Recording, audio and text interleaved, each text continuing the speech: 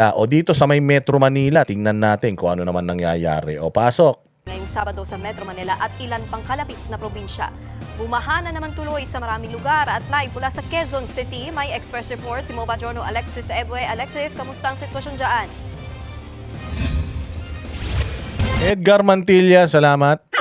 Magluto ka na. O Edgar, Jane, magluto ka na. O pwede ka naman magluto habang nanunood. Oo, Gemma Pasyente, mabuhay ka dyan sa Hong Kong. Oh, God bless all of you. Nikki, wala ngang bagyo pero malabagyo yung buhos ng ulan sa Metro Manila dahil nga sa habagat. At dahil dyan, kaliwat kanan na naman ang mga baha. Kanina sa EDSA Balintawak, mabagal ang usad ng mga sasakyan dahil sa baha sa ilang parte ng highway. Sinabayan niya ng malalakas na ulan. Ganyan din ang sitwasyon kaninang umaga sa Amoranto Senior Street sa Quezon City. Bukod sa... Oh, ayan na. Kanino mga mga distrito yan? Baka sa distrito yun ng anak ni Rapi Tulfo, ha? Oy, Rapi Tulfo, yung anak mo, ang laki-laki ng flood control project budget.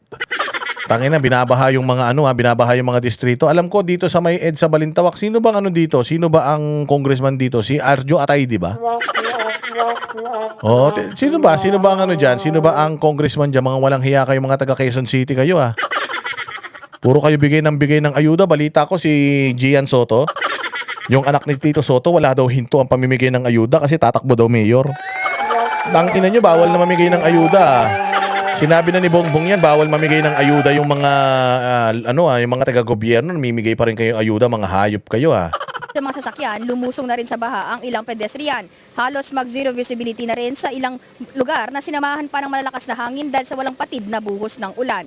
Dama rin ang maulang panahon sa ilang pang lugar gaya sa Calabarzon, kung saan bumaharin sa bahaging ito ng Kawit sa Cavite. Hanggang bewang ang baha doon. Oy, hanggang bewang, oh. Oh, dito sa Maynila, hanggang tuhod yung baha, oh. General Torre. Pucha, panay ang reklamo mo dyan sa Davao. Nagbabaha ngayon dito sa jurisdiction mo, Kupal. O ano nang sagot mo? Ano nang ginagawa mo? Ano nang magagawa mo? Ano nang plano mo? Walang hiya ka. Tangina, nakikialam ka sa kaso ni Pastor Kibuloy, eh. Wala ka namang kinalaman dong unggoy ka. Abangan mo kapag hindi na si Bongbong ang presidente, putang ina, bibilang ka ng mga kaso, hayop ka. Dahil dyan sa ginawa mo sa KOJC, tigil mo na yan. Huwag ka na makialam doon, di ka kasali doon. Tangina, usapan ng mga matatalino yun, bobo ka, hindi ka pwede ron. Asikasuhin mo yung baha, higupin mo. Kung gusto mo, ipainom mo sa pamilya mo para mabawas-bawasan yung baha. Lumibot at nagbahay-bahay na ang ilang mga rescuer para iligtas ang ilang presidente na stranded sa kanilang bahay. Ganyan din ang sitwasyon sa Imus, Cavite. Maraming bahay din ang pinasok ng baha dahil sa walang humpay na ulan. Bumigay naman ang gitnang bahagi ng tulay sa barangay Santo Niño sa Batangas City. Batangas, bumugay yung tulay. Sinong congressman dyan? Baka si Luis Troyan. O sinong congressman ng Santo Niño, Batangas? Kung bumigay daw yung tulay, kanino? Baka kay Duterte na naman yan, ha? Sabihin nyo na naman, kay Duterte na naman yan. O, tangina yan ang sinasabi ko sa inyo, nakakarma kayo, eh. Kakasitan nyo sa Davao, o kita ninyo, binabaha lahat. Tingnan mo, ha? Binaha ang Davao, maayos man ang responde ng Davao, di man nagreklamo yung mga nabaha sa Davao. Pero nagrereklamo yung mga taga dito sa Maynila, o putang ina ninyo, ba't di kayo nagrereklamo kayo, binabaha yung mga lugar ninyo? Yung mga vlogger ni Bongbong na walang makakisami ang bahay, kamusta naman ang mga tulo ng bubong nyo, mga hampas lupa kayo? Ano, Bongbong pa rin? Ha, Bongbong pa rin kahit hirap na sa buhay? Bongbong pa rin kahit na binabaha na kayo, mga hayop kayo? O sige, Bongbong pa more. Kasunod yan ng magnitude 5.4 na lindol na tumama sa Mamburao Occidental, Mindoro at naramdaman din sa Batangas. Pinalalapa yan ng pagragasa ng tubig dahil sa walang Marvy Marino. Oh, si Atayde dun sa may Araneta Avenue. Oh, tanginan yan. Oo, yung Marvy Marino, dyan sa inyo, dyan sa Batangas, ha? O, putsang ina ninyo, pirma kayo ng pirma ng impeachment inday, Sara, mga hayop kayo. Tanginan ninyo, mga magnanaho kayo, tingnan nyo, baha na sa mga lugar nyo, sana malunod yung buong angkan nyo. na ulan. Isinara ng tulay para maiwasan ang anumang trahedya. Nikki, ayon sa pinakalites na tala ng NDRRMC, umabot na sa 6 ang nasawi dahil nga sa epekto ng bagyong Luis. May nasawing 6, anong ginagawa ni Bongbong? Mag-vlog. Mahusay. Magaling. at ng bagyong Maymay. No, kabilang sa mga ito, yung mga nadaganan o natabunan na mga gumuhong lupa at bato, at kabilang na rin dito yung mga nalunod at nakuryente sa kasagsagan ng malakas na ulan. Nikki, kasalukuyan nandito tayo sa NS Amoranto sa Quezon City. Pasado alas 11, umakyat o tumaas yung tubig sa aking likuran. No? Ayan, yung dyan sa may Amoranto. Sino ang congressman dyan? O, tangina nyo. Ito yung ayon sa mga residente. Ang ilan nga dito, mga residente, Oh, sabi nitong bobo rito, nasaan si BP Sara? Ayun, missing in action. Putang ina mo, kung di ka ba naman tanga, presidente ba si Inday? Presidente ba si Inday Sara ng Pilipinas? Pukin ang ina mo ka.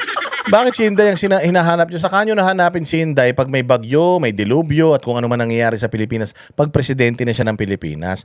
Ganyan ba kabobo si Bongbong? Para si Inday Sara ang hanapin niyo sa oras ng kagipitan ng Pilipinas. Kalma lang. Pag naging presidente na si Inday sa 2028, o yan, hanapin natin si Inday pag may baha. Asan si Inday? Ganon. Vice President man lang si Inday, putang ina, yan ang sinasabi ko sa inyo, mga bobo kayo, mga vlogger at saka mga follower ni Bongbong eh. Bongbong kayo ng Bongbong, kaya bobo na kayo eh. Mga engot. Vice President man si Inday Sara. Ha, si Inday Sara ba ang secretary o ang amo ng NDRMMC?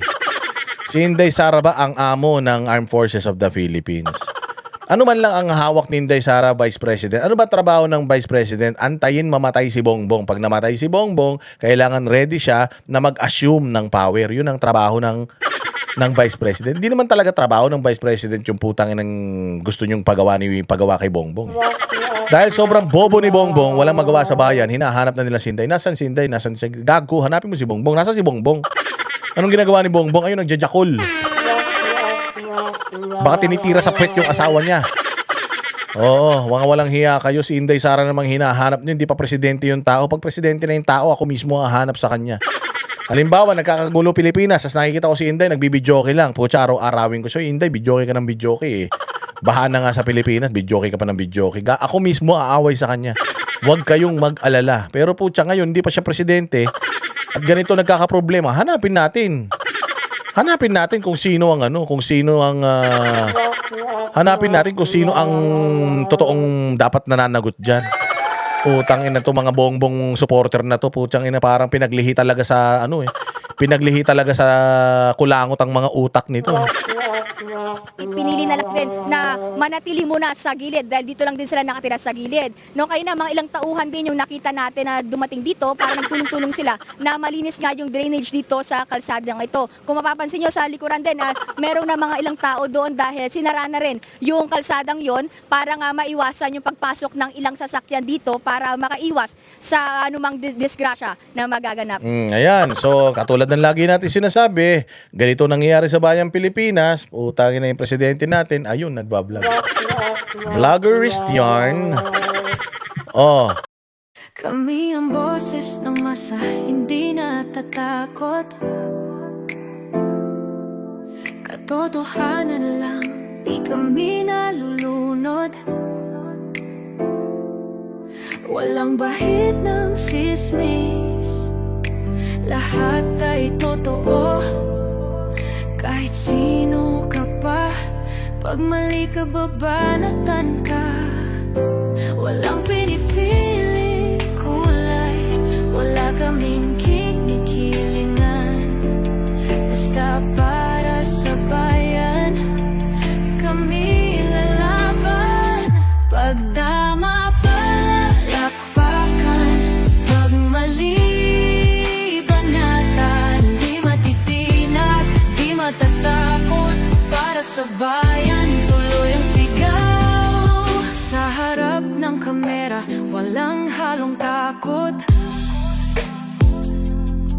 Mga baluktot, lahat kayo'y tutumba.